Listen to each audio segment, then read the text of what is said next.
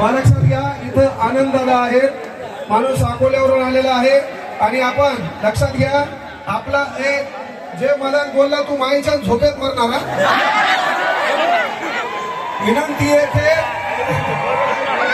विनंती आहे आपला समाज भोळा आहे.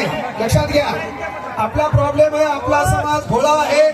आज आपले प्रत्येक जण म्हणतील आपण आपले आहोत, पण 10 डिसेंबरची तारीख आपल्या संविधानावर झालेला अन्याय, त्या काळी जर सर्व जाती धर्माचे लोक एकत्र आले असते तर या परभणीत तोडफोड झाली नसती. याचंही उदाहरण तुम्ही इथं जिवंत आहेत म्हणून भावनिक होणे जरा बंद करा.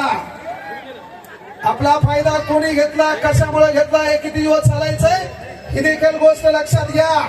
दिवाळीमध्ये बोनस प्रत्येकाला बरं वाटतंय, पण संविधानावर अन्याय झाल्यावर फक्त निळच रक्त समोर काय येतंय हा प्रश्न पहिल्यांदा स्वतःच्या मनाला विचारा. केवळ भावनिक होऊन जमत नाहीये, हे लक्षात घ्या, केवळ भावनिक होऊन जमणार नाहीये.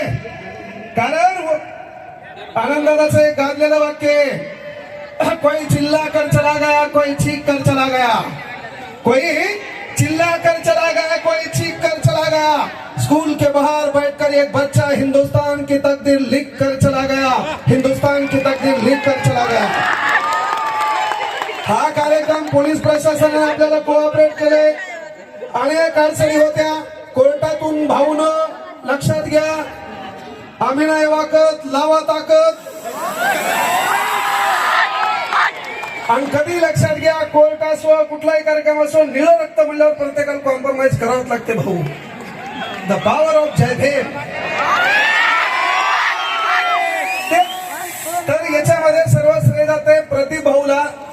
भाऊचं वजन कमी असेल पण वजन जास्त आहे शब्दाचं, त्यामुळे त्यांच्यासाठी एकदा जोरदार टाळ्या वाजवा. मी काही गोष्टी फक्त टाळ्या, महिलांनो माईच्या तुम्ही एकदा टाळ्या वाजवा, तुमच्या टाळ्याचा आवाज माझ्यापर्यंत आला पाहिजे.